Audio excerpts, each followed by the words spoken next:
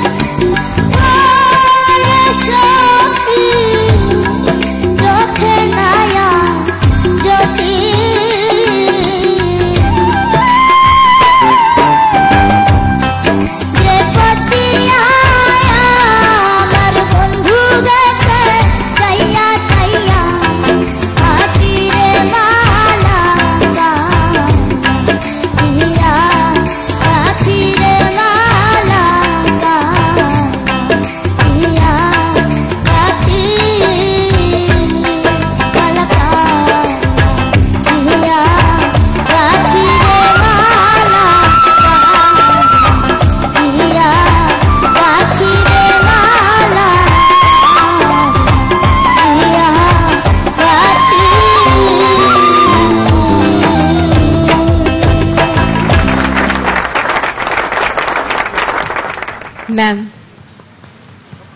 আপনি খুব মগ্ন হয়ে গানটা শুনছিলেন। মালা কাল লাগিয়া গাঁথি, এই গানটা তো বড়দের যে গানটা, এতটুকু একটা গলা থেকে যে বেরোলো, কিন্তু মনেই তো হচ্ছে না যে এটা একটা বাচ্চা মেয়ে গাইলো। কিরে ঝুমা, কি করবো আমি তোকে নিয়ে? এত সুন্দর এক্সপ্রেশন। এবং এর আগের বারও ও যে গানটা গেয়েছিল, যাও পাখি বলো তারে, সেদিন আমি যে গানটা ওর শুনেছিলাম, আমার তো মনে হচ্ছিল যে মানে ওই গানটা ও এত সুন্দর গেয়েছে, এত সুন্দর বোধহয় আর কেউ গাইতে পারেনি। আজকের গানটাও যে দরদটা দিয়ে গাইলো, আমার মনে হচ্ছে যে ওর গলায় যে অসাধারণ একটা দরদ আছে, যে আবেগ, পাওয়ার আছে, পাওয়ার তো আছে, গলার তেজ প্রচন্ড, এবং তার সাথে সাথে যে মানে দরদটা থাকে, একটা কান্না। বা আমি ওর অন্য সময়, আমি রিহার্সালের সময় ওর কাছে এমনি শুনেছি, লুকিয়ে লুকিয়ে আমি শুনেছি ও গাচ্ছিল একটা আধুনিক গান, এবং সেই আধুনিক গানটা সে এত সুন্দর করে গাইছিল, তখন মনে হচ্ছিল না ও পল্লী গীতি গাইতে পারে। এই যে ওর গলার মধ্যে যে আমি বিভিন্ন ধরনের যে একটা বিশালতা দেখতে পাচ্ছি, যেটাকে ভার্সেটাইল বলি আমরা। ঝুমা, আমার তো মনটা ভরে গেছে। আমার মনে হয় শ্রোতাদের মন, মানে শ্রোতারা কাঁদবে এই গানটা শুনে, ঝুমার এই গান শুনে। আমি তো পাগল হয়ে গেলাম আজকে ঝুমার গান শুনে।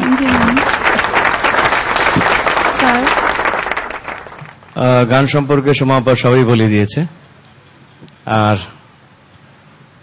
ঝুমাকে আমি বলবো, লাগবে না গাঁথতে মালা আর কারো জন্য, লক্ষমালা গাঁথিতেছে ভক্তরা তোর জন্য। Thank you sir. তাই ঝুমা, এবার একটু চিন্তা কমা। Thank you so much sir.